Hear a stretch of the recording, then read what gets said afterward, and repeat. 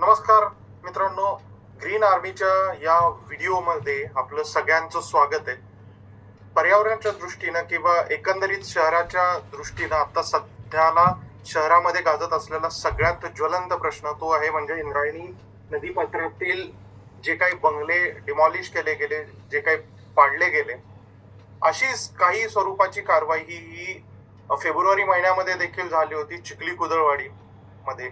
आणि सर्वसामान्यांना किंवा पिंपरी चिंचवडच्या नागरिकांना, खास करून पर्यावरण प्रेमींना, ह्या गोष्टींमध्ये जे काही सर्वसामान्यांना पडणारे प्रश्न आहेत त्यावर आपण आज प्रकाश टाकण्याचा प्रयत्न करणार आहेत. आता माझ्या बरोबर आहेत advocate doctor Ashish Deshpande sir, जे NGT मध्ये देखील प्रॅक्टिस करतात. नमस्कार सर, आपलं स्वागत आहे.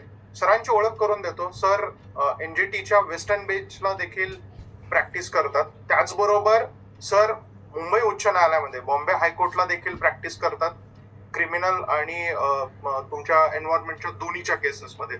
तर आपण ह्या मुलाखतीला सुरुवात करण्याआधी सर्वप्रथम सरांकडनं जाणून घेऊया की हे जे काही 36 बंगले इंद्रायणी नदी पात्रामध्ये पाडले गेले, त्याच्यामधलं ऍडमिनिस्ट्रेशन किंवा राजकीय बॅकग्राऊंड किंवा इतर सगळ्या गोष्टी पर्यावरणाचे सोडून कायद्याचे एक आपण अभ्यासक किंवा हे म्हणून आपण या सगळ्याकडे कसे बघता? पहिली गोष्ट, नमस्कार, धन्यवाद. तुम्ही मला आज इंटरव्ह्यूला बोलवलं आणि मी तुम्हाला माहिती देऊ इच्छितो या सगळ्या संदर्भाची. इंद्रायणी नदीची सुरुवात या पिटिशनरनी व्यवस्थित पद्धतीने केली होती की हे 800 वर्षाचं सिव्हिलायझेशन आहे. आणि जर तुम्ही द्रविडियन सिव्हिलायझेशन बघितलं, जे कर्नाटका, बिदर या भागातून महाराष्ट्र, पश्चिम महाराष्ट्रामध्ये जे काही दिसून आलं, हे सगळं नदीकाठीच झालेलं आहे. अगदी कुठल्याही जगाची पातळी, कुठल्याही जगाच्या पातळीवर सिव्हिलायझेशन जर तुम्ही बघितलं, जुनं एन्शंट मिडीवल, हे सगळं नदीकाठीच झालं. त्यामुळे नदीला जपणं हा एक तुम्ही समजू शकता एक गुणच त्यांच्यात निर्माण आहे. तर तुम्ही ते डिनाय करू शकत नाही. ह्याच्यामध्ये मिसयूज झालं कधी ते सांगतो, जेव्हा शहराचं उद्दीकरण झालं, इंडस्ट्रियल एरियाज लोकेट झाल्या आणि एवढी मोठ्या संख्येने जो काही इन्फ्लो झाला आपल्या स्टेटमध्ये लेबरचा, त्यांनी बॅलन्स, इकॉलॉजिकल बॅलन्स ह्युमन ट्रेडमध्ये हा टोटली टॅम्पर झाला, टर्मोइल झाला आणि टर्ब्युलन्स झाले. हा एक पहिला भाग आहे. दुसरी गोष्ट, इंद्रायणी नदीमध्ये जर तुम्ही विचार केला, अखंड इंद्रायणी नदीचं खरं पात्र बघितलं गेलं तर खंडाळापासून ते या आळंदी आणि थोडं पुढे ही नदी कधीच खोल पातळी नाही व त्याचा कुठलाही इतिहास आतापर्यंत पूर आला आहे, लोकांना वाहून घेऊन गेलेली आहे. जसं ब्रह्मपुत्रा, गंगा किंवा अजून काही दुसऱ्या नद्या आहेत नॉर्थ ईस्टच्या ज्या फ्लो होतात, या भयंकर तबाही मच होतात. तसं इंद्रायणीचा कुठेही तुम्हाला उल्लेख सापडणार नाही.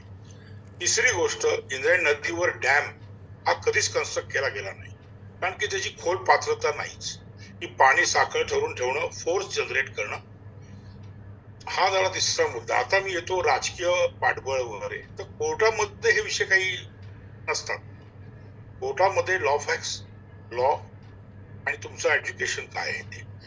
राजकीय पाठबळ वगैरे ह्या सिनारिओज मध्ये वकील लोक बोलतही नाहीत किंवा मला वाटत नाही. आपल्याला देखील कायद्याच्या बाजूनीच ह्या गोष्टी समजून घ्यायच्या. म्हणून म्हटलं की आपल्याला राजकीय भाग सोडून द्यायचाय. आपल्याला एक लेटर ॲपेलंट सुद्धा तुमच्या विरुद्ध केस लावू शकतो NGT मध्ये आणि ती केस त्याच्या ऍब्सन्स मध्ये जोरात चालू शकते आणि गळती आणि न्याय निवाडा होतो. ओके, हा एक भाग आहे. आता तुमचा तिसरा भाग जो आहे तुम्हाला विचारला, त्याच्यामध्ये काय की ह्या लोकांना काय मार्गदर्शन तुम्हाला वाटतं, हा भाग. पहिली तर आपण थोडंसं समजून घ्या कायद्याच्या बाजूनी की आता जे कारण दाखवलं गेलं, म्हणजे ज्या NGTने देखील ऑर्डर दिली की हे ब्लू लाईन मध्ये येतात हे सगळे बंगले, त्यांना कोणतीही वैध अशी बिल्डिंग कन्स्ट्रक्शनची परमिशन दिली नाही, हे पिंपरी चिंचवड महानगरपालिका पण सांगते. तर त्या पर्स्पेक्टिव्हनी तुम्ही काय सांगाल की हे ब्लू लाईनचं महत्व किंवा कायद्याच्या बाजूनी हे कसं इलिगली NGTने पण ठरवलं, त्याला सुप्रीम कोर्टामध्ये चॅलेंज देखील केलं गेलं आणि मग सुप्रीम कोर्टाने पण त्याच्यामध्ये कुठल्या फॅक्ट्स बघितल्या आणि तो निर्णय त्यांनी पहिल्यांदा कायम देखील ठेवला होता आणि नंतर ना त्याला चॅलेंज किंवा त्याला स्टे मिळाल्यानंतर ना परत जे एक अपील झालं त्याच्यामध्ये पण त्यांनी तोच निर्णय कंटिन्यू ठेवला. तर ते नेमकं काय झालं तर ते थोडंसं सांगा. पहिली गोष्ट अशी आहे की ब्ल्यू लाईन बद्दल आपण बोलूया. अगदी. भारत हा या नॅशनल ग्रीन एन्व्हायरमेंटल ट्रिब्युनलचा जो ऍक्टिव्ह मेंबर झाला तो 2012 नंतर खरं बघायला गेलं तर. आणि एवढ्या फास्ट मध्ये हे ऍडव्हान्समेंट झाल्या की हेक्रस नावाचं एक सॉफ्टवेअर आहे जे हे लाईन्स आणि त्याला अल्टिरियर आणि इंटेरियर दोन्ही मोटिव्ह आहेत. पहिली गोष्ट, कुठली नदी अशी स्ट्रेट पळत नाही जी दाखवली जाते बरेच वेळा. ती नागमोडी असते, पुढे खाच्यात असते, कधी बाहेर येते. तेव्हा कुठलंही तट तुम्हाला सिमेट्रिकल लाईन्सवर डिवाइडेड दिसणार नाही. आणि हा हेक्रसनी जो काही अभ्यास केला 2012 धरा 10 धरा, त्याच्या अगोदर इरिगेशन कमिटी यांनी बऱ्याच प्रस्तावना दिल्या होत्या. तुम्हाला आठवत असेल की समुद्राच्या काही 200 मीटर सोडून तुम्ही तिथे बांधकाम करू शकत नाही. हा एक भाग त्याच्या अगोदर आलेला आहे, तो बराच जुना आहे. आणि नदी ही जन्मदाता आहे आणि तिचं प्रोटेक्शन हे फार महत्वाचं आहे. आता होतो काय गोंधळ ब्ल्यू लाईन मध्ये, की ब्ल्यू लाईनची जी काही टीम आहे जी सर्वे कंडक्ट करते, या टीमनी सखोल अभ्यास हा केलेला वाटत नाही. कारण की यशवणकर यांच्या केसमध्ये असताना मुळा मुठ्ठा याचं रिव्हिजन झालं होतं आणि ह्या केसमध्ये व्हर्च्युअल कमिटी यांनी तो अभ्यास करून हे प्रमाणित केलं की हे ब्ल्यू लाईन मध्ये आहे. ब्ल्यू लाईन मध्ये आता ह्या फॅक्ट फाइंडिंग्स वर मी कुठल्याही मेहरबान मान्य सुप्रीम कोर्टाच्या निर्णयाच्या विरुद्ध काही बोलणार नाही. पण एवढं नक्की सांगेन की ही केस थोडीशी मिसहँडल झाली. ती कुठे झाली ते सांगतो. पहिली गोष्ट अशी झाली की जे डेव्हलपर होते त्यांनी एक केस लावली होती की आमच्या काही क्षेत्र टाउन प्लॅनिंग मध्ये सँक्शन झालेलं आहे आणि काही जो क्षेत्र आहे ते कोविडच्या काळासाठी जे काही दीर्घ काही काळ आला त्याच्यामध्ये पाईपलाईन मध्ये हे अडकून गेलं आणि कोविडच्या गरजा अशा होत्या की लोक घाबरून गेले होते खूप जवळ राहायला. तर ह्या सगळ्या तरुण जे काही बांधव आहेत त्यांनी जीवावर बेतून लोन घेऊन ही जागा प्राप्त केली आणि त्याच्यावर बांधकाम केलं. हा एक भाग आहे जो अनफॉर्च्युनेटली कधीच पुढे आला नाही. सेकंड थिंग झाली काय की त्या लोकांनी जसं जमीन घेतली तशी त्याची परतावा जो असतो प्लॅनिंगचा, टाउन प्लॅनिंगचा, तो करायला पाहिजे होता. परंतु जर तुम्ही बघितलं बहुतेक लोक त्या काळात ज्या परिस्थितीला सामना देत होते आणि त्यांच्याकडे असलेले अवेलेबल फंड्स आणि लोन घेऊन त्यांनी ती घरं बांधली या दृष्टिकोनाने की सगळ्यांना ऐसपैस राहता येईल, कुठेही तो प्रादुर्भाव जरी आपण राहिलो तर मोठ्या खोल्यात राहू म्हणजे एकमेकांना संक्रमित करणार नाही हा होता आणि ती घरं त्या फास्ट बांधली गेली. तिसरा भाग या केसमध्ये दुर्भाग्यपणे असा की 2014-15 डेब्रिस जे पडलं होतं त्या तिकडे ते एका वेगळ्या साईटचं होतं. कारण ही साईट 2021च्या नंतर आलेली आहे आणि 14, 15, 16 त्या फोटोग्राफवर डेट आणि इयर आहेत. म्हणजे तो डेब्रिस दाखवला जो होता तो ह्याचा कोलॅटरल एव्हिडन्स नव्हता किंवा एव्हिडन्सच नव्हता या केसचा. चौथा भाग आहे की त्याच्यामध्ये काही भाग जो टाउन प्लॅनिंग मध्ये जो रेक्टिफाय केला गेला होता त्याला वेगळं काढण्यात आलं पाहिजे होतं आणि प्रशासनाने या शासनाने हे बघायला पाहिजे होतं की इंद्रायणी नदीचा इतिहास काय आहे. खरंच ही नदी एवढा मोठा वॉटर क्लॉगेट करते का, पूर आला का? तुम्ही पुणेकर आहात, मी पुणेकर आहे. तुम्ही कधी ऐकले 25 दिवसात इंद्रायणी नदीने लोकांना घेऊन गेली आहे, त्याच्यावर तुमचे बैल असेल गाय असेल त्यांना वाहून घेऊन गेली आहे, मुलांना घेऊन गेली नाही. बरं, इंद्रायणी नदीचं कधी फिशिंग हिस्ट्री आहे की नदीवर मासेमारी होते? असा कुठेच भाग नाहीये. कारण ती शॅलो आहे, त्याच्यामध्ये काही होणार नाहीये. जेमतेम पाऊस संपला की तुम्हाला गुडघ्यापेक्षा वरती पाणी दिसणार नाही. आणि जो पात्र दाखवलं जात आहे एनजीटीचं या भागात याच्यामध्ये 9 ते 10 महिने कोरड असते. कधीही व्हिडिओ रेकॉर्ड करा, तुम्हाला 4 ते 5 इंचाच्यावर पाणी नाही मिळत. 4 ते 5 वर्ष पाणी नाही. 5 इंचावर हा एक भाग आहे. हेक्रसनी जे फॉर्म्युलेशन केलं त्या हेक्रसकडे असा कुठला डाटा आहे की त्यांनी इंद्रायणी नदीचं परीक्षण केलं होतं? It's a satellite impose image. त्यांनी काही बाउंड्रीज ठरल्या किंवा 100 मीटर इथे 100 मीटर इकडे हेच आखायचं आहे. मग जर एवढं तुम्ही रेट्रोगेटिव्ह गेलात, तुम्ही जर एवढी पडताळणी करताय तर अखंड नदी काठी असलेली गावं आणि काठचे सिव्हिलायझेशनच्या बिल्डिंगी जर तोडायच्या ठरवल्या तर मुंबई 25% राहणार नाही. अखंड मुंबईचा कॉस्बे जो आहे मरीन ड्राईव्ह पासून ते तुम्ही वर्सॉ क्रीक पर्यंत घ्या, काय आहे बघा जाऊन. तुम्हाला एक 120 मीटरची रुंदी घेतलेली एक तट दिसलेली आहे. तर बी फेअर. मी काय म्हणतो, चुकले आहेत, दंडशासन झालंय, मेहरबान कोर्टाने सगळं ऐकूनच निर्णय दिलेला आहे, परंतु या लोकांची बाजू थोडीशी मागे पुढे झाली. ती का आणि कुठे ट्विस्ट झाला ते सांगतो. पहिली गोष्ट, एनजीटी मध्ये जाताना यांनी सखोल अभ्यास व व्यवस्थित डॉक्युमेंटेशन करायला पाहिजे होतं, पण पॅनिक स्टेज मध्ये जास्त वेळ नव्हता आणि 11th आवरला पुटअप केलेलं डॉक्युमेंट कुड not be of merits.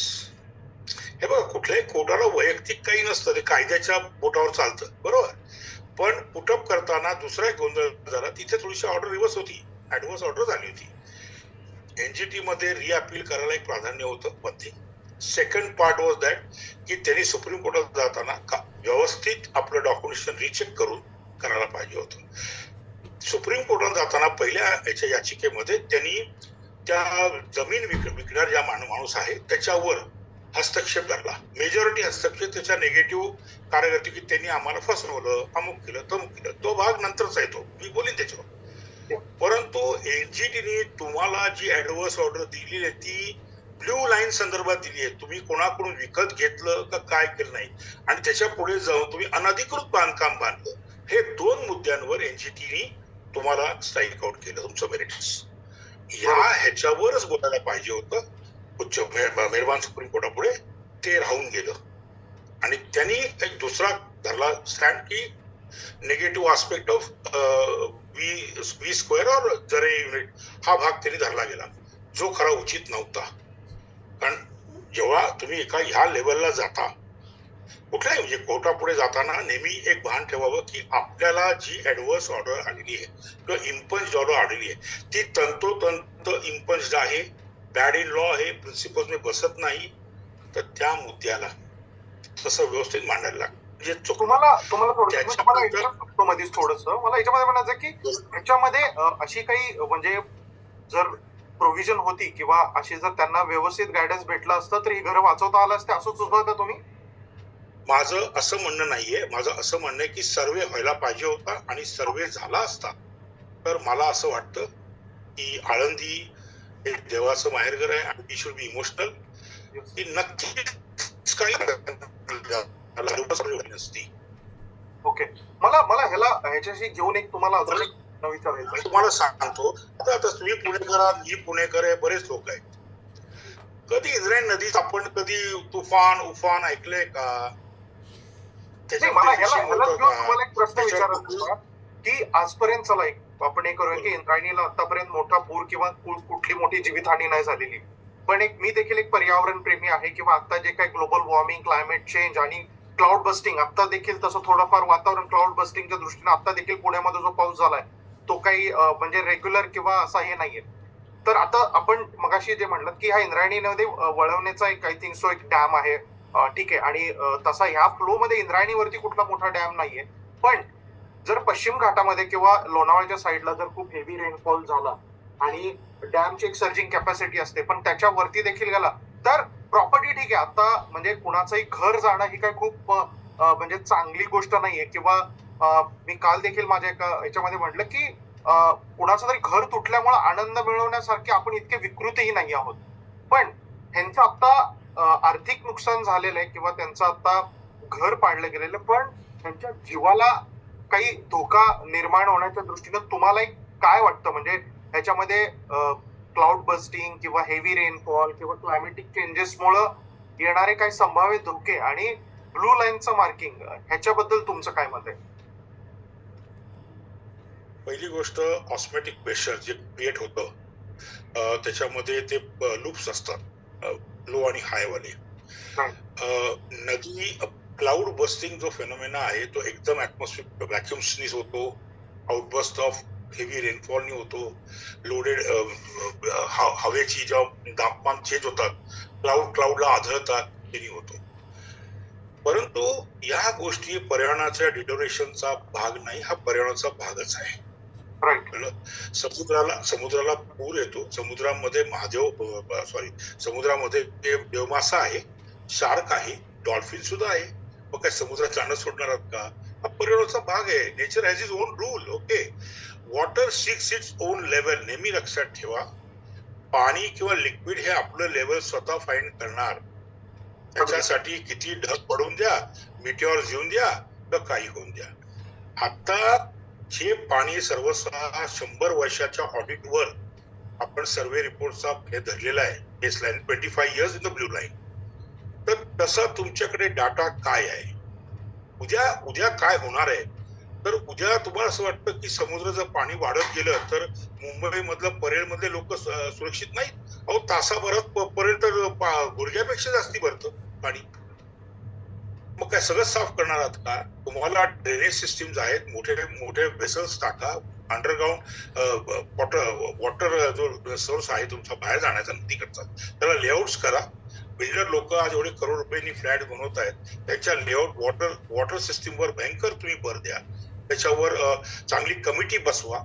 Retired irrigation डिपार्टमेंटच्या लोकांना तिथे कंपल्सरी जाण्याचं हे करा.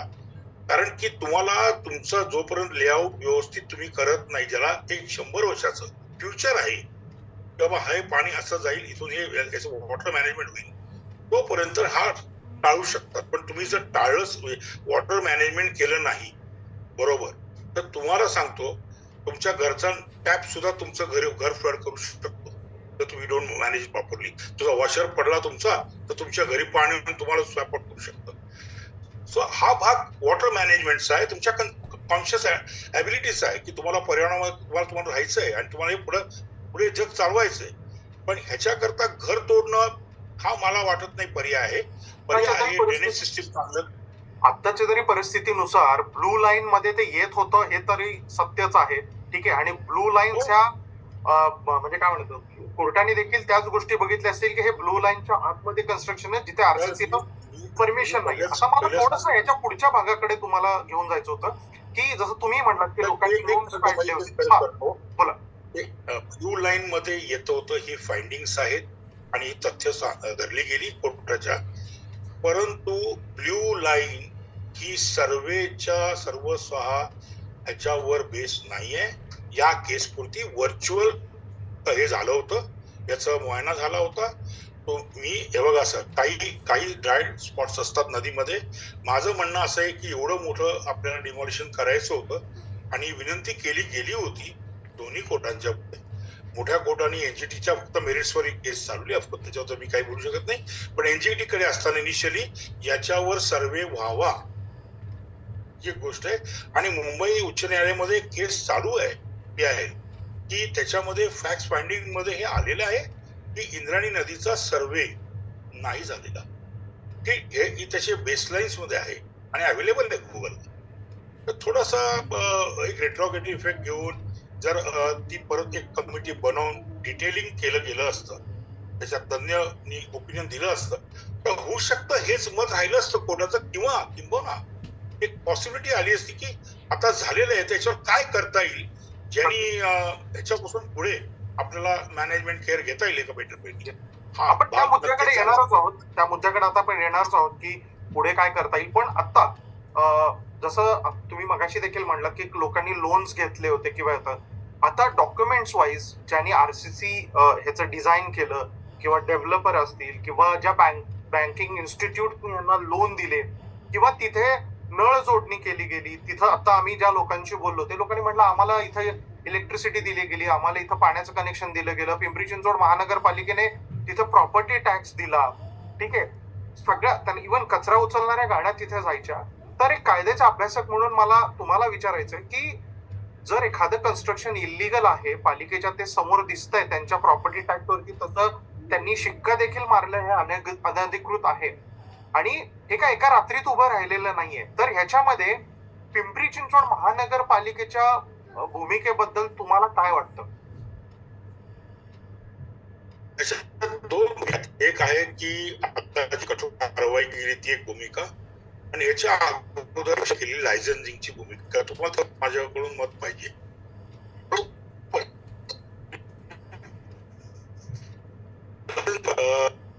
खरेदी आपण जी करतो, खरेदी खत हे एक लँड रेव्हेन्यू मिनिस्टरच्या अंतर्गत होत असते.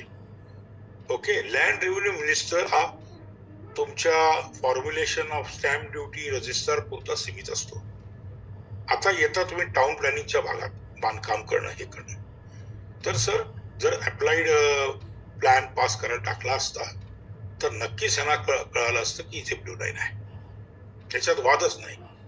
हा, आता कुठे काय प्रॉब्लेम झाला की आपलं शहरीकरण कधी झालं? 1980 सालापासून आपण धरून चालतो की पीसीएमसीनी शहरीकरण औद्योगिकरण चालू केलं. बरं, त्यात गावं ह्या शहरीकरणात घेतली गेली, त्याच्यामध्ये रेसिडेन्शियल झोन, ग्रीन झोन हे व्यवस्थित केले गेले. त्यानंतर मग PCND-DA हा एक प्रकार आला, म्हणजे प्राधिकरण आरक्षण, तो प्रकार आला. त्यावेळी जर कलेक्टरनी जो हँडओव्हर केलं होतं ही जमीन कमिशनरेट करी, म्हणजे PCMC कमिशनर कडून, तर तेव्हा त्यांनी होल्ड करून टाकल्या पाहिजे होत्या जागा. Yes, that is a big fault. इथे तो मेजर प्रॉब्लेम झाला. जर तुम्ही उद्या जाऊन ब्ल्यू लाईन आणि रेड लाईन वर लोकांना येऊन देणार नसाल तर तुम्ही ती जागा, ते 7/12 गव्हर्नमेंटच्या ताब्यामध्ये गेले पाहिजे होते. बरोबर आहे. त्यांना पाण्याचे कनेक्शन दिले गेले, त्यांना ड्रेनेजचं कनेक्शन दिलं गेलं, त्यांना वीज दिली गेली. हे देताना जे अधिकारी तिथं होते त्यांनी तो भाग आहे. वीज देणारी कंपनी ही प्रायव्हेट लिमिटेड आहे. ओके, असं धरून चाला. कन्झ्युमर्स आहेत, बरेच लोक सप्लायर आहेत. वीज देणं, रेशन काढणं, आधार कार्ड काढणं हा काही तुमच्या एनजीटीचा प्रश्न नाही. तुम्ही तिथे गेला, पाणी ड्रेनेजचाही प्रश्न आहे की तो पालिकेने दिलेला. त्याने ड्रेनेज दिला ना. पालिका, हे बघा सर, पालिकाने जेव्हा ह्या फॅसिलिटीज प्रोव्हाइड केल्या तर त्या पालिकेने मिसयूज तुम्ही केले म्हणून तुम्हाला आम्ही कॉम्प्रोमाइज म्हणून देतोय असं कुठे काही आहे का? नाहीये. बरोबर आहे. तुम्ही पालिकेकडे जे ड्रेनेज मागताय हा एक डिपार्टमेंट वेगळं आहे. तुमचं पहिलं प्राधान्य काय होतं की तुम्ही लेआउट सँक्शन करून घ्यायला पाहिजे होता.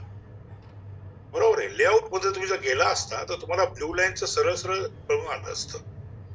परंतु बऱ्याच पालिकांच्या ज्या व्हिजिलन्स सेल असतात हे त्यांचं काम होतं की पहिला बंगला बांधतानाच जायला पाहिजे होतं, बाबा ही रेस्ट्रिक्टेड झोन आहे, तुम्ही ते बांधू नका, जर घेतले असतील तर प्लॉट रिटर्न करा, नाही तर घेऊ नका. हे काम आहे.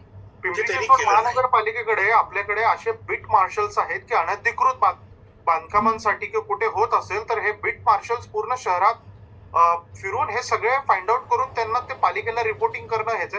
त्याचबरोबर अजून एक ऍडिशनल मला याच्या विचारायचं की ह्याच्यामध्ये रेराचा काय रोल येतो की रेरा कडे तुम्ही ऍप्लिकेशन केलं तरच हे रेरा बघतं का रेरा देखील याच्यामध्ये दुर्लक्ष करून हे सगळं रेराने वाहून नेलं? रेरा या संदर्भात रेरा होणार नाही, त्याची कारणं वेगळी आहेत. रेरा ही वेगळं, टोटली वेगळं स्पिअर ऍक्टिव्हिटी आहे. RERA is against a builder who has a sanction layout. त्याचे काही गुंठे ठरलेले आहेत रेराचे, त्याच्या पॅरामीटर्सच वेगळे आहेत. हे वैयक्तिक खासगी बाहेर येतं. हे बघा, त्याचं ज्युडिक्शन जाऊ नका कारण ते अप्लाइड होत नाही. इथे खासगी बांधकाम आहे. प्रत्येकाने, ग्राहकांनी आपली जमीन घेतली, मापून घेतली, मोपून घेतली आणि त्याच्यावर बांधलं. ही सेंटिमेंटल व्हॅल्यू का झाली याचं कारण सांगतो.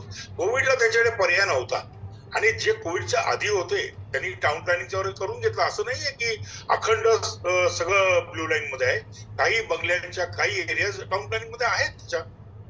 नाही, कारण आता मी देखील याचे जेव्हा गुगल अर्थ वरनं जेव्हा इमेजेस काढले ना तर 21 आणि 22 म्हणजे कोविडच्या नंतरच्या पिरियड मध्ये 21 आणि 22 मध्ये ही जास्त कन्स्ट्रक्शन झाली आहे. हो, कारण की तेव्हा जो प्रेशर तुमच्यावर आलं होतं की तुम्ही एका क्लस्टर मध्ये राहताय, एका चाळीत राहताय, जवळजवळ नटशेलमध्ये राहताय. चाकणचा भाग जर तुम्ही बघितला तर एका बिल्डिंग मध्ये समजा 10 खोल्या असतील तर तुम्हाला जवळजवळ 50-60 लोक तिथे खोली 4-4 लोक त्या खोलीत राहताना दिसतात. हा लेबर मेंटेनचा प्रकार आहे. ह्या लोकांनी जसं घेऊन ह्यांनी पटापट लोन बिन घेऊन काही बायकांनी तर आपलं स्वतः दागिने वगैरे विकून बरंच काही काही घडवलं ते घर बँका पण बांधण्यासाठी. बघत नाही जेव्हा लोन सँक्शन करतात. आता ही घरं पडली, बँकांचे हप्ते जर ती प्रॉपर्टीच नाहीये तर आता बँका काय रिकव्हर करणार किंवा बँकांना अर्जून बघायला पाहिजे होता, एक Exactly. व्हेरीफाय करायला पाहिजे. Secondly merits of the documents बघायलाच पाहिजे होते, कारण की तुम्ही एका माणसाचा 68,000 हप्ता घेणारा EMI अगदी तर तो त्याची देऊ शकतो, हे त्याची कॅपॅसिटी आहे, हे झालं इन्कम सोर्स नाही. पण त्या डॉक्युमेंट्स त्याच्यावर तो जे काय अवेल करतोय फॅसिलिटी ही त्याची शाश्वत राहणार आहे का, या हा भाग लिगल आहे का, हे बघायला बँकेला गरज होती. मला असं नक्कीच वाटतं की बँकेने तिथे थोडासा ढिसाळपणा केला. सर्वात मोठा ढिसाळपणा माझा एकच सांगेन की हा प्लॉट होल्डवर जायला पाहिजे होता. कारण जेव्हा तुम्ही शहरीकरण केलं, कलेक्टरनी जमीन हँडओव्हर केली कमिशनरकडे, त्यावेळी सगळ्या फॉर्मॅलिटीज कंपाईल करून द्यायला लागतं. तर मग ही जागा अशा बऱ्याच जागा आहेत, दुसरी एक नाही बऱ्याच आहेत, तेव्हा होल्डवर का नाही गेले, ते गव्हर्नमेंटनी का नाही ते हे केले, रिट्रेंच केले, स्वतःकडे ठेवले. पण दुसरी गोष्ट तुम्हाला याच्याच क्लायमॅक्स मध्ये देतो. बांद्रा रेक्लेमेशनला तुम्ही जर गेलात, लीलावती हॉस्पिटल हा सगळा परिसर हा बांद्रा रेक्लेमेशन आहे सर. अखंड खाडीत समुद्राच्या किचाडा भागात आहे, म्हणजे स्वॅम्प वॅम्प याला म्हटलं जातं. त्याचं डीबीडॅक नावाची कंपनी होती, त्यांचं सगळं ते सुएज क्लिनिंग वगैरे करून ते कॉन्क्रिशन करून त्याच्यावर एवढे मोठे इमारती उभे राहिलेत. मी बांद्रा रेक्लेमेशनची गोष्ट करतोय, जो तुमचा कॉजवेला रस्ता जातो कुठे खाली तो स्टँड कडे बघा ना, याला बेंचमार्क करण्यासाठी आपल्याकडे अनेक असे एक्झाम्पल्स होते. Exactly. Now you come to the point की हे का घडलं. सर मला तुम्हाला तिसऱ्या भागाकडे घेऊन जायचंय इंटरव्ह्यूच्या, की आता जे झालं ते झालं, म्हणजे ज्या गोष्टी व्हायला नाही पाहिजे होत्या त्या झाल्यात. बंगले आता उद्ध्वस्त करून झालेले.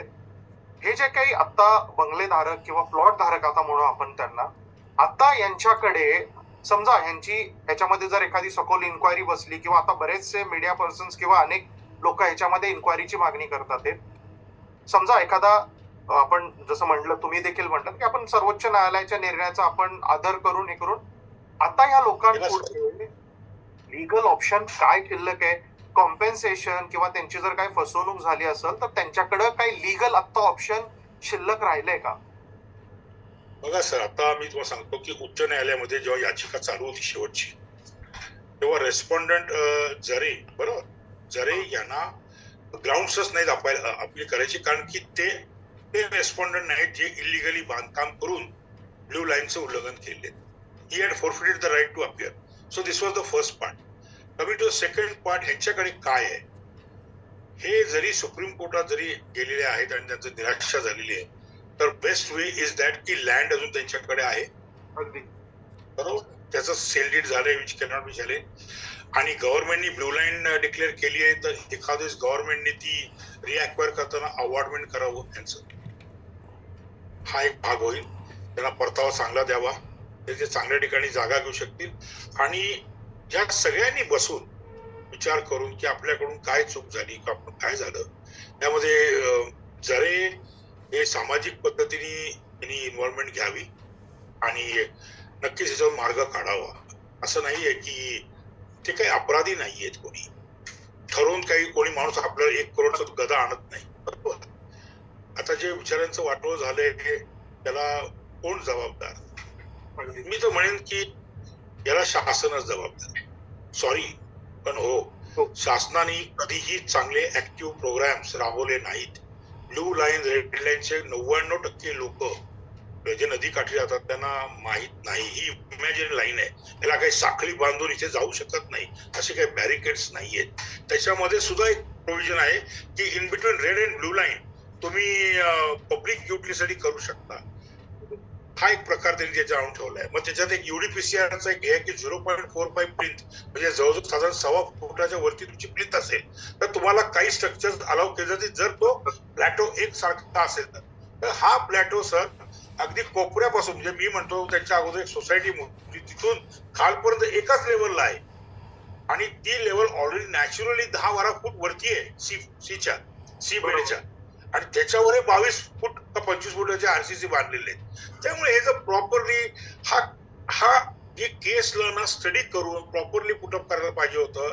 याच्यावर सिव्हिल कमिटी जी आहे, अथॉरिटी आहे जी कन्स्ट्रक्शन बघते, स्ट्रक्चरल इंजिनियर्स आहेत महानगर पीसीएमसीचे, या लोकांनी सगळ्यांनी विचार करून की बाबा ही रिव्हर तडा देऊ शकते का, बाबा हे हानिकारक आहे का. नुसतं एक ब्ल्यू लाईनचं एक लॉजिक फिरवलेलं आहे आणि यांचं डेमोक्रेटिक एक्सपोजर आणि रिप्रेझेंटेशन होतं अंडर कॉन्स्टिट्युशनल राईट 300A ते त्यांना मिळालं पाहिजे होतं, जे नाही झालं. आणि आता राहिला भाग की ह्यांना कॉम्पन्सेशन काय, तर कायद्यामध्ये एक म्हणणं आहे की तुम्ही चूक केली असाल तर माफी तुम्ही मागितली तर लिनियंट कायदा असतो, पण तुमच्या चुकीतून किंवा अपराधातून तुम्हाला फायदा होईल अशी प्रोव्हिजन कुठेच कायद्यात नाही, जगाच्या कायद्यात.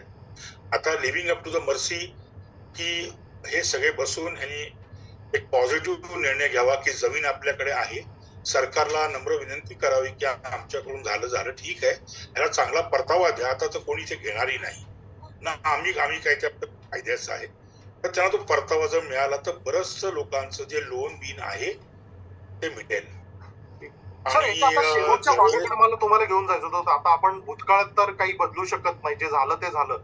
अजूनही इंद्रायणीच्या अनेक भागांमध्ये, पवनेच्या अनेक भागांमध्ये किंवा मुळा नदीच्या पिंपरी चिंचवडचा जर विचार केला त्या भागांमध्ये किंवा इतर जे सगळे बफर झोन्स असतील, रेड झोन्स असतील, याच्यामध्ये पिंपरी चिंचवड महानगरपालिकेने असे स्टॅम्प मारलेले अनेक अनधिकृत बांधकामं किंवा स्ट्रक्चर्स आहेत.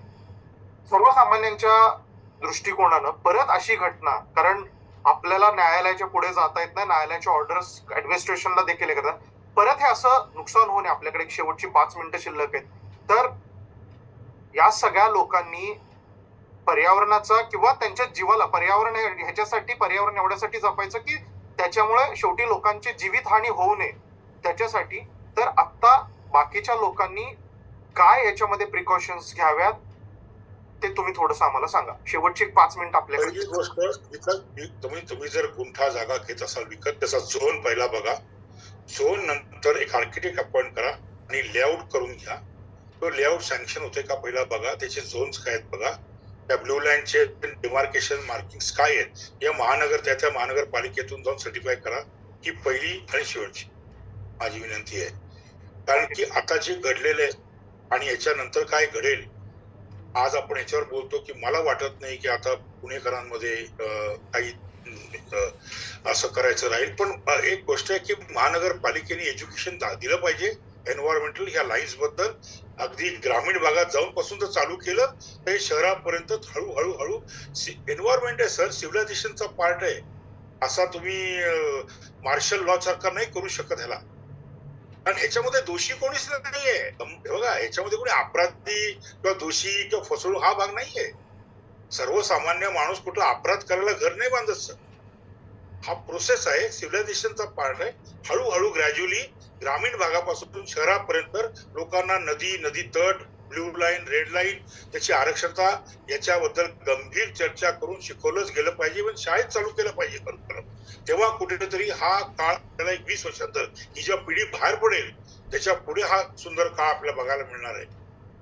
नाही, अगदी सर, आपलं हे व्हिडिओ बनवण्याच्या पाठीमागं किंवा तुम्ही कायद्याच्या अभ्यासकात, तुम्ही एनजीटी मध्ये प्रॅक्टिस करता, हायकोर्टात, आपल्याला लोकांसमोर हाच सगळा व्ह्यू आणायचा. आपण दोन्ही बाजू कव्हर करायचा प्रयत्न करतोय की एन्व्हायरमेंटचे जसे क्लायमेट चेंजचे काही इम्पॅक्ट असतील तर त्याच्या कसं वाचलं पाहिजे, किंवा आता जसं तुम्ही सांगितलं की एखादा नवीन प्लॉट नदीकाठी किंवा एखाद्या वॉटर स्ट्रक्चरच्या बाजूला घेताना काय घ्यायला पाहिजे. मला आता ह्या इंटरव्ह्यूच्या एका शेवटच्या भागाकडे जायचं, तो म्हणजे की याच्यामध्ये जे ऍप्लिकंट होते गंभीर म्हणून, ते आता म्हणजे मी आता कालपासनं मी त्यांचा कॉन्टॅक्ट नंबर देखील शोधायचा प्रयत्न केला किंवा त्यांना ते कुठे मीडिया समोर येतं, पण हे कुठेही समोर आलेले नाहीयेत.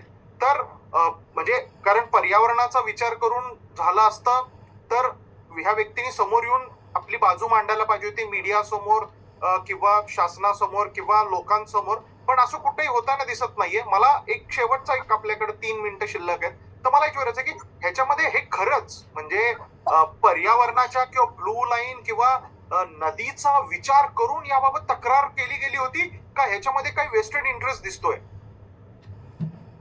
सर आता मी तुम्हाला सुरुवातीला सांगितलं की तानाजी गंभीरे हा लेटर ऍपिलेंट जरी असता आणि नुसतं ऑनलाईन कंप्लेंट टाकली असती आणि त्याचं गांभीर्य पत्तारी सापडलं असतं तर एनजीटी न्यायालय यांनी हाच दंड ठोठावला असता.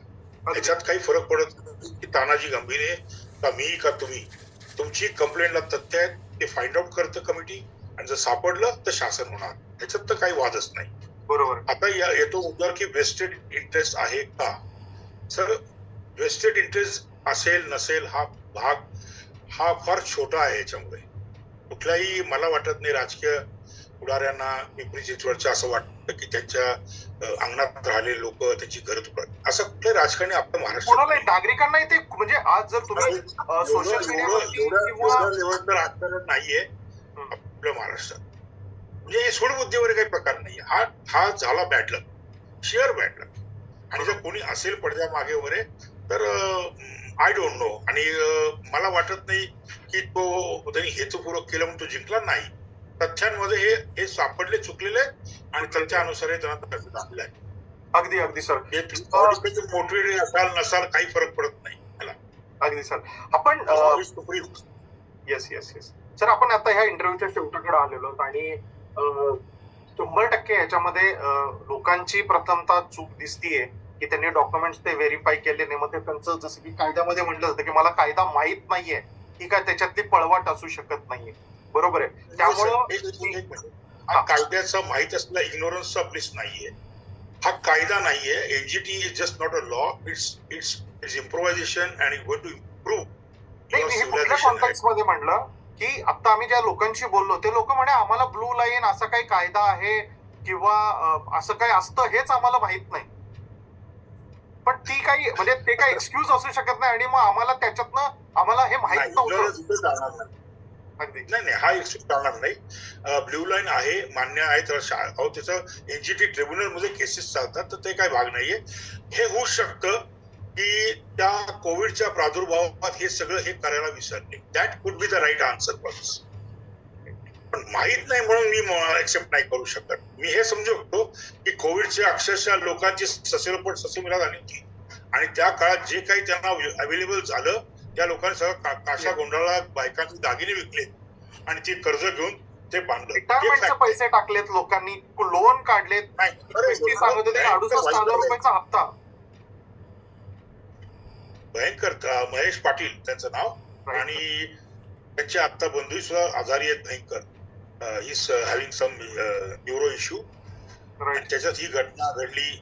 बिचारी खरं ट्रॅजेडी, सगळ्यांचीच ट्रॅजेडी आहे. मला म्हणजे मी काही I cannot single out Mahesh Patil only, but मी त्यांना भेटलेलो आहे. असं माझ्या आयुष्यात त्या म्हणजे माझ्या समोर प्रसंग आहेत. त्या मुलींचे लहान लहान मुलींची लग्न झाली, डोळ्यात पाणी आहे. आणि आपल्याकडे शेवटचे 30 सेकंद उरलेत त्यामुळे तुम्हाला थांबवतो. धन्यवाद, तुम्ही आलात आणि कायद्याचे अभ्यासक म्हणून आणि एनजीटी आणि हायकोर्टाचे प्रॅक्टिसिंग लॉयर म्हणून तुम्ही ह्याच्यामध्ये प्रकाश टाकला. अपेक्षा करूया लोकांना हा व्हिडिओ आवडेल आणि ह्याच्यातले काय बाजू असतील तर ह्या चॅट बॉक्स मध्ये किंवा ह्या व्हिडिओच्या ह्याच्यामध्ये तुमचा नंबर देखील मी टाकेन. लोकांना काही मदत लागली, काही गायडन्स लागला तर आपण करा. एवढं आपण नक्की. माझ्यातून काही चूक बोलण्यात झाली असेल तर मला माफ करा.